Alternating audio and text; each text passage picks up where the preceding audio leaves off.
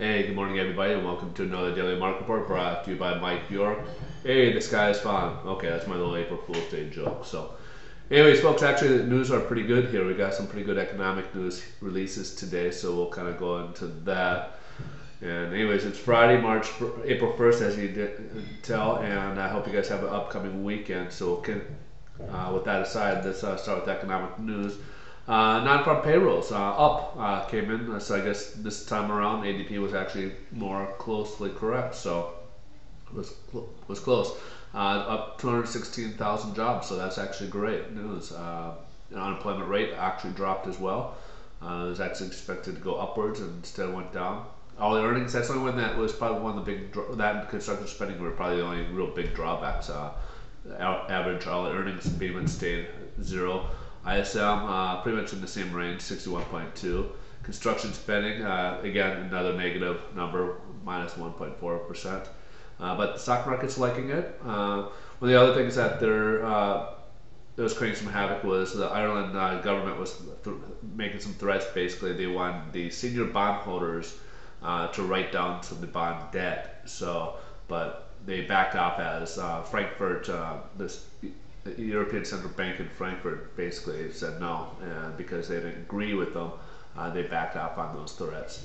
Oil prices continue to climb, so we're up to about 107 per barrel.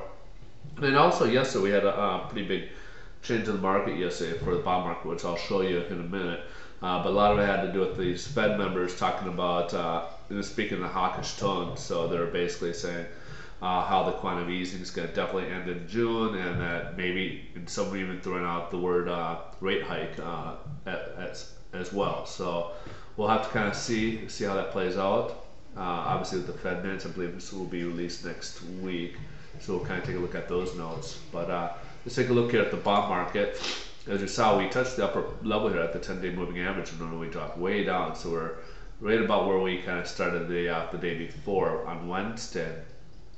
And then today we had a opening gap to the bottom here, but we did kind of close it. We're kind of getting the star pattern here, so this could go either way for our change. Hopefully we can get to go upwards a little bit here. We want to try to hopefully keep this floor support here and get this range going upwards right now.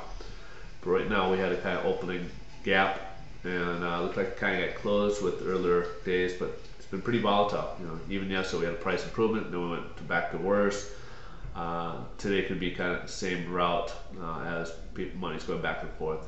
Again, some people are concerned about the headline number of inflation, so that's what's kind of creating some of the drag on bonds. But yet, what's going on with the world economics is not really being factored, because usually a lot of that money goes into pulled out the equity going into bonds, and we're not seeing that yet. So we're not seeing that priced into the bond market yet. So it might be a matter of time. All right, folks, you guys have a wonderful weekend, and catch up with you on Monday. Take care. And in case you were wondering, mortgage rates did worsen today, so the interest rates did go up a little bit. All right, folks, have a great day.